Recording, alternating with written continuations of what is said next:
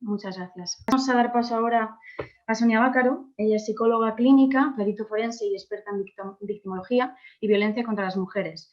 Ella nos va a aportar unas reflexiones claves sobre la violencia vicaria y la importancia de la protección de menores víctimas de violencia de género. Muchas gracias, Sonia, cuando quieras. Gracias. Voy a compartir yo también pantalla.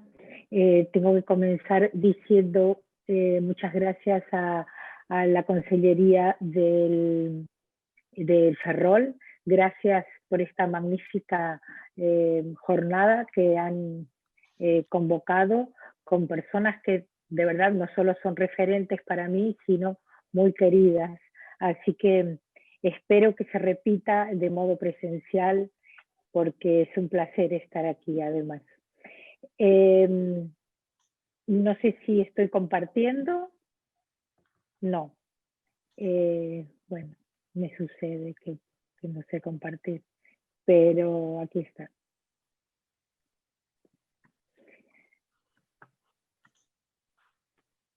Bueno, voy a hablar de un poco siguiendo el hilo de todas y Joaquín Sánchez Covisa, que me ha precedido, con respecto al problema que tenemos con la violencia contra las mujeres y la protección de menores víctimas, ¿no? Menores de edad. Hay otras formas de violencia contra las mujeres y entre ellas me he ocupado de una puntualmente de la que os voy a hablar, que es la violencia vicaria, que la he denominado el golpe más fuerte contra las madres, precisamente porque utiliza a las hijas y a los hijos como objetos para continuar el maltrato. Pero a mí también me gusta hacer un poco de historia, así que me voy a remontar a los años 80, cuando comienzan los primeros programas de intervención para atender a las mujeres víctimas de violencia. Quizá el programa más difundido, estandarizado, más efectivo y que a día de hoy continúa vigente, se llamó el modelo Duluth, que nace en la ciudad de Duluth, en Minnesota, exactamente en el año 1981.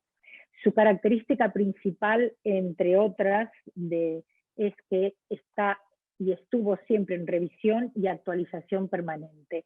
Pero este modelo tiene la importancia de que ponía en el centro de la causa de la violencia contra las mujeres aquello que el feminismo estaba y había dicho alto y claro, que era el poder y el control.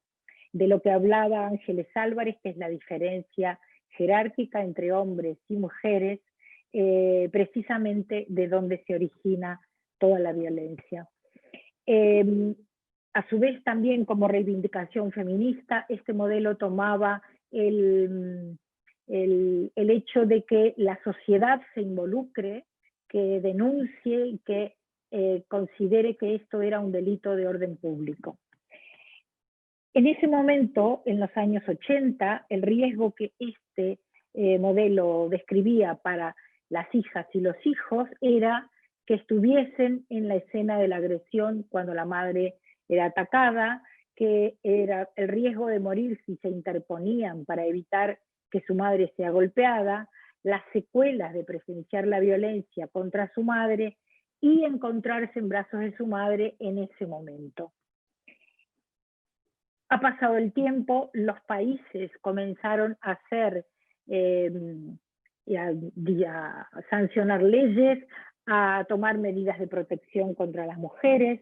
En la actualidad sabemos que la violencia contra las mujeres no es solamente física, que con independencia de ser o no agredidos, como ya habéis dicho, todas las víctimas son las hijas e hijos son víctimas directas de esta violencia contra sus madres, y que las secuelas que tienen las niñas y los niños, o sea, las hijas e hijos de estas mujeres, son tan profundas como las que podemos describir en las madres. Además, lo que hoy en día también sabemos es que gracias a esto que Flor Torres describió como la esquizofrenia legislativa, y yo digo la disociación en la justicia, lamentablemente que permite a los hombres violentos, incluso a los asesinos u homicidas, como señaló Marisa Soleto, continuar el vínculo con sus hijas e hijos, ha permitido que en la actualidad estos hombres utilicen a esas hijas e hijos, y lo que la justicia les permite tener como vinculación en ejercicio de su patria potestad, el maltrato contra las madres. Así que son víctimas directas lo reconoció Naciones Unidas, lo reconoció el Convenio de Estambul. Yo no voy a entrar en este tema, pero sí voy a decir que este modelo Duluth, en el año 2013, incorpora una nueva rueda, que es a través de los cuales ellos definen muy bien su modelo de intervención, que precisamente pone en el centro el poder y el control, como siempre, pero que comenzaría esta violencia a ocurrir después de la separación y el divorcio, y que incluye siempre la utilización de los hijos como armas para continuar el maltrato. Como vemos, como bien señaló al comienzo el fiscal Joaquín Sánchez Cobiza, la violencia contra las mujeres, las formas que toma, lamentablemente es igual en todo el mundo. En esta parte también. O sea, a medida que va avanzando la legislación y las medidas de protección hacia las mujeres, los hombres violentos van modificando sus formas de ejercer violencia.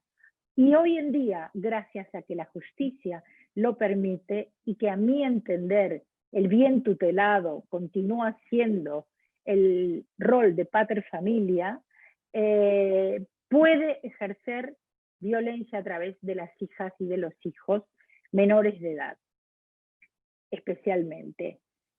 Ha inventado una serie de constructos para invisibilizar la violencia, pero todos estos constructos, entre ellos señalaba Ángeles Álvarez la figura del coordinador parental que se han inventado hoy en día como auxiliar de la justicia, entre comillas, desplazan la culpabilidad a la figura de la madre. Puedo decir, sin temor a equivocarme, que la figura del coordinador parental, personas que están formados exclusivamente sobre el pretendido síndrome de alienación parental, siempre la intervención está dirigida a culpabilizar a la madre, a hacer una mediación que consiste exclusivamente en una medida coactiva para que las hijas y los hijos acepten a ese padre al que rechazan.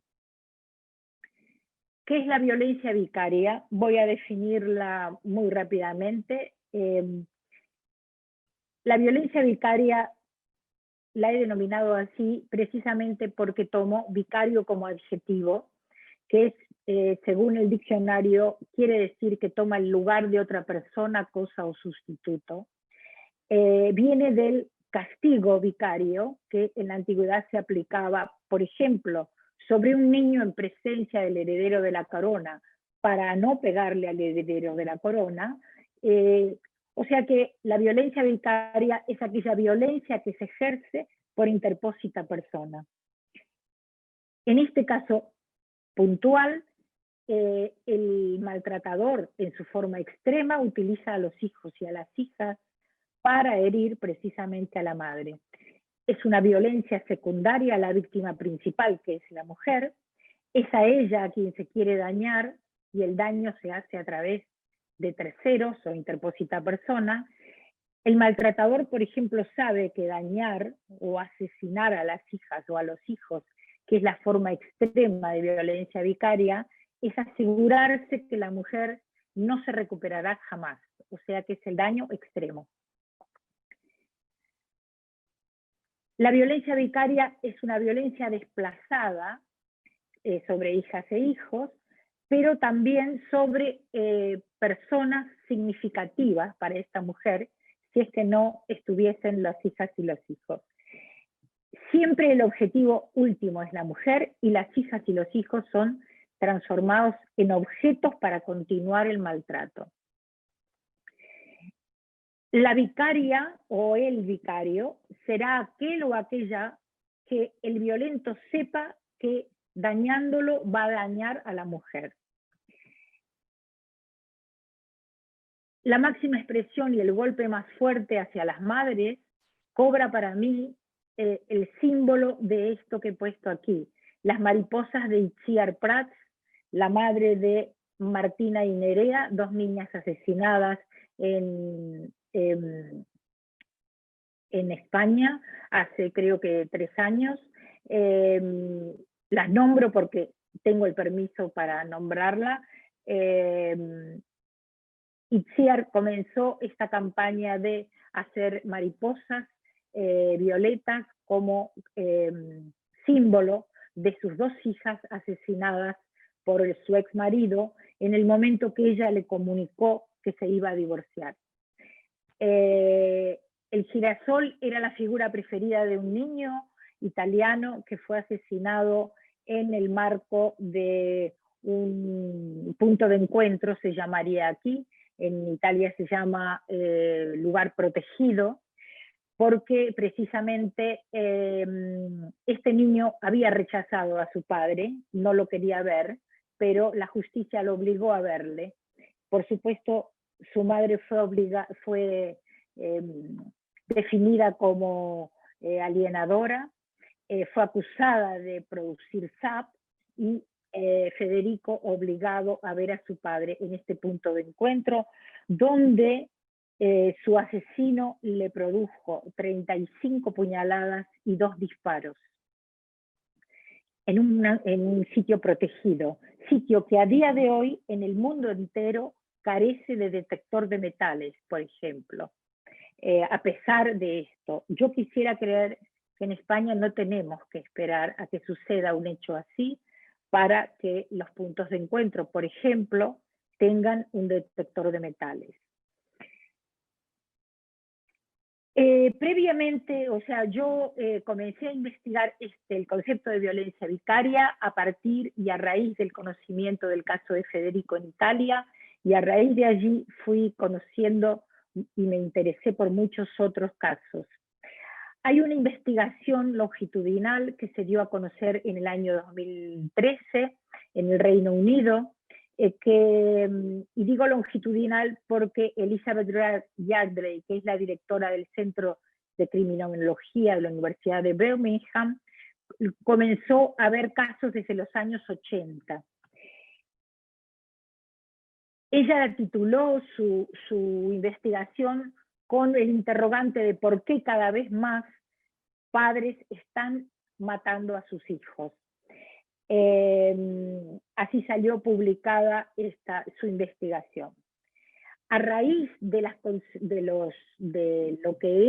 conclusiones a las que arribó, que son muy semejantes a las que he arribado yo de forma no tan esquemática como ella, porque no he tenido una universidad todavía como para iniciar una investigación más formal, pero los resultados de lo que he visto, porque es una investigación que estoy haciendo yo con las madres precisamente de estos niñas y niños, decía que en el Reino Unido, a raíz de las conclusiones de esa investigación, los jueces cambiaron las reglas y dejaron de precisamente dar primacía al contacto con los hijos de padres violentos. Comenzaron a poner reformas destinadas a objetar que un padre siempre deba tener contacto con sus hijas e hijos, aun cuando hay evidencias de conductas violentas contra la mujer. Y dice aún porque cuando hay evidencias no significa que tenga que haber una sentencia firme, como a veces se nos obliga que haya aquí en algunos casos. O sea que la evidencia, como bien señalaba en algún momento Flor Torres, una de las sentencias modélicas, la evidencia era una prueba en sí misma. a raíz de eso, decía, Reino Unido modificó esta tendencia a la primacía del contacto con hijas e hijos, como decía Marisa Soleto. En España vemos que el asesinato de hijas e hijos es cada día más, creciente. Una de las cosas que Elizabeth Yardley concluyó es que ella vio a lo largo de esos años que había investigado que este tipo de delito iba creciendo, que al principio había visto que se cometía uno por año hasta llegar a 5 asesinatos de este tipo por año. Yo quiero decir que en el año 2017 en España se produjo casi un asesinato de hijas e hijos por parte de su progenitor por mes. O sea, de todas formas, las cifras son cifras no formales porque lamentablemente no hay estadística de esto. En la última encuesta, la macroencuesta que se dio a conocer ahora en principios de este año, lamentablemente no se ha medido este tipo de violencia, o sea, el asesinato de las niñas y de los niños, o sea, la violencia vicaria. Así que más o menos, podemos decir que las cifras hablan de que 50 menores entre 4 meses y 16 años de edad murieron por violencia de género. 31 de ellos fueron asesinados o asesinadas por el progenitor durante el régimen de visitas o en el periodo de la custodia compartida. Por eso es que yo pongo el acento en la justicia, en que, por favor, deje de tutelar este vínculo. En cifras no oficiales, y cuando hablo de no oficiales, hablo, por ejemplo, de feminicidio.net, este es el mapa, o sea que es en toda la región de España se produjeron asesinatos de niñas y niños a manos de su progenitor. Los números dan 44. ¿Y por qué son 44 además? Porque hay algunos casos que se comenzaron a investigar y luego dio como consecuencia que había sido el padre el que lo había asesinado, como por ejemplo incendios de la casa, explosión, accidentes de coche, donde el individuo también se mataba, etc. La violencia vicaria tiene más o menos esta forma. Yo comencé diciendo que él o la vicaria era alguien significativo para la mujer, porque a quien se quiere dañar es a ella.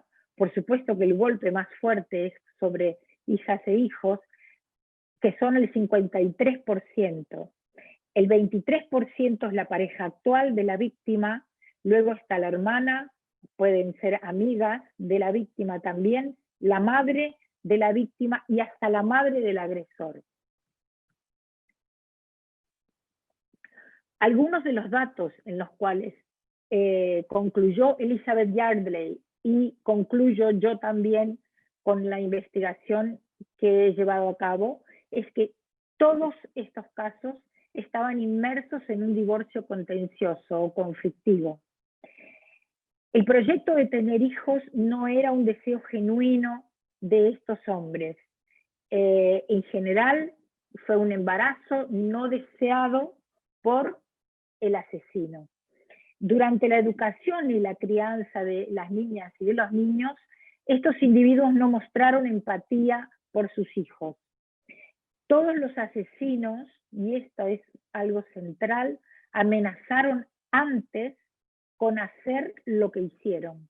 O sea que el mito de que si lo dice no lo va a hacer, en esto es mentira. Todos expresaron querer causar el mayor daño posible a las mujeres. Y hay casos aberrantes, como por ejemplo decirle asómate a la ventana y ver la mujer cómo se estrellaba él con el niño adentro con el coche. ¿Por qué no hablo yo de filicidio? Porque el asesinato no es de un hijo. El tipo de asesinato que se comete, que en general, yo hablé del ejemplo de Federico en Italia, eso, 35 puñaladas, en realidad hablan de todos delitos sangrientos. Si se considera que con un hijo hay cierta empatía, es imposible tener ese tipo de asesinato o realizar ese tipo de asesinato. La gente que está en criminología sabe muy bien que el hecho de acercarse a la persona tiene un significado diferente por ejemplo, a disparar. No había un vínculo paterno-filial en todos estos casos. Las hijas y los hijos fueron tomados como objetos y siempre se los utilizó, aún antes del asesinato, para dañar a la madre. Los mismos asesinos, además, fueron los que expresaron su intención. No es que digo yo que quiso dañar a la madre, ellos mismos lo dijeron. Ya verás lo que te pasa, te voy a quitar lo que más quieres, ya verás lo que le pasa a las niñas, fue lo último que escuchó Itziar Prats antes de que el asesino de sus hijas cometiese ese crimen.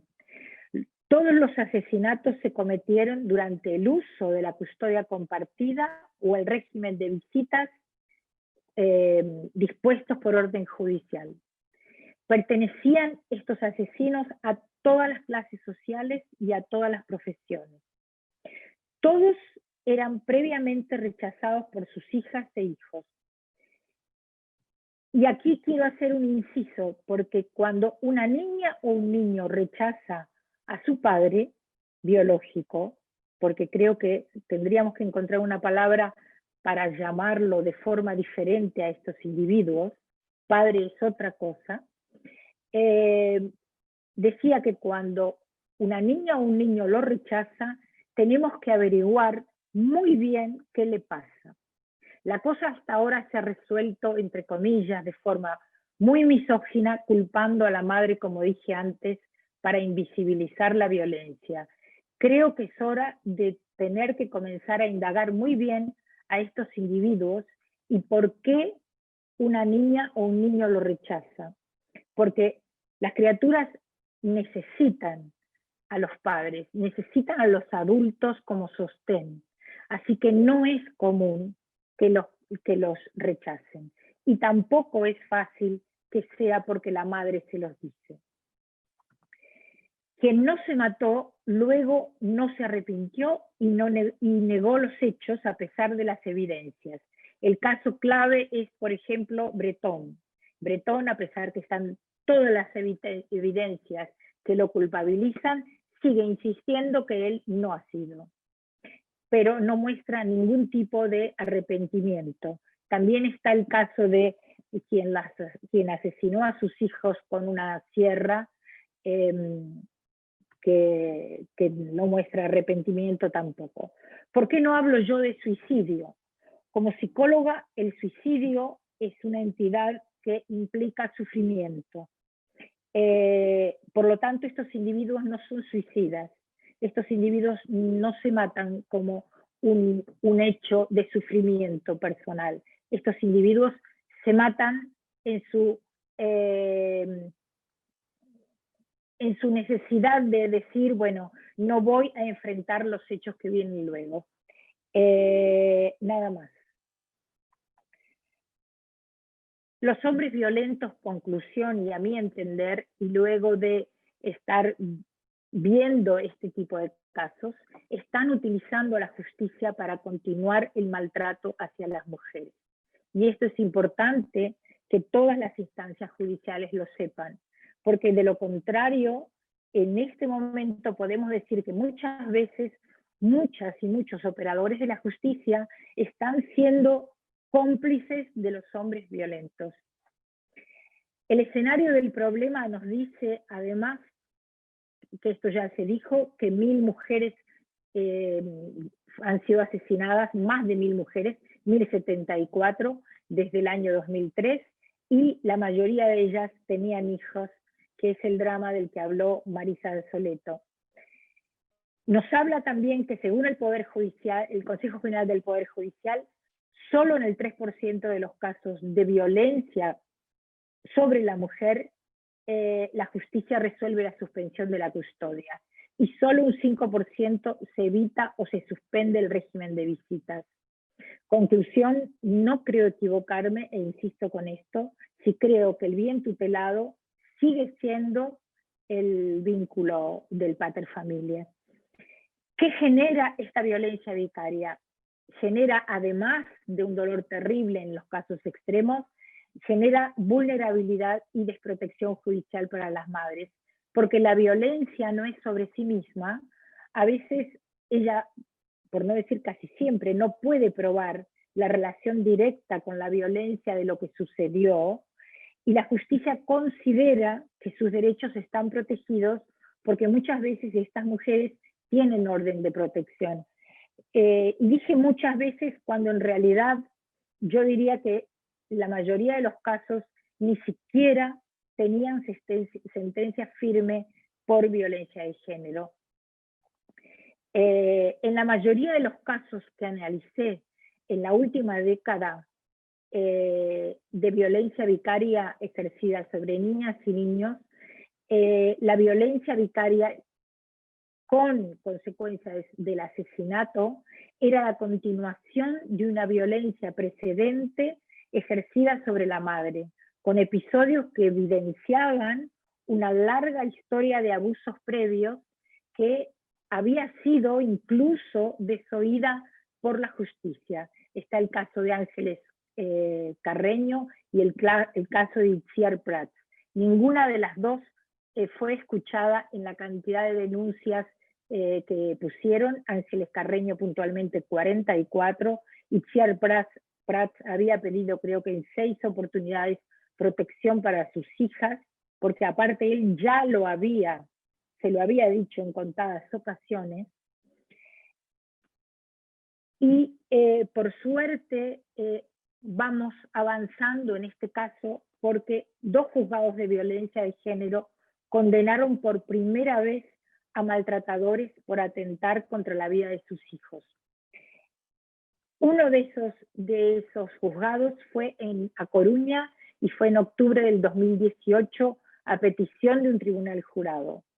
El otro fue en Valencia en octubre del 2019 y por primera vez a partir de la petición de la Fiscalía. En Colombia tenemos 2 casos donde se sentó precedente con respecto a la violencia vicaria, uno en la Corte Constitucional, sin hacer mención, pero copiando textualmente el dictamen de violencia vicaria, y otro en un tribunal de familia en septiembre del año pasado. El concepto de violencia vicaria se incluyó, gracias a Ángeles Álvarez, en el Pacto de Estado contra la Violencia de Género, que fue firmado y ratificado en el 2017, a favor de las madres cuyos hijos habían sido asesinados por sus parejas, para que sean consideradas víctimas de violencia de género, porque como dije antes, ninguna de estas mujeres tenía sentencia y por lo tanto no figuraba ni siquiera en las estadísticas como víctimas de violencia de género. Nada más y gracias por vuestra atención. Yo también hago un llamamiento en el sentido de que por favor dejemos de tutelar al pater familia y que tengamos especial atención a las niñas y los niños, a las víctimas de violencia de género, porque hoy en día son invisibles en cualquier causa. Nada más, muchas gracias. No sé cómo se deja de compartir.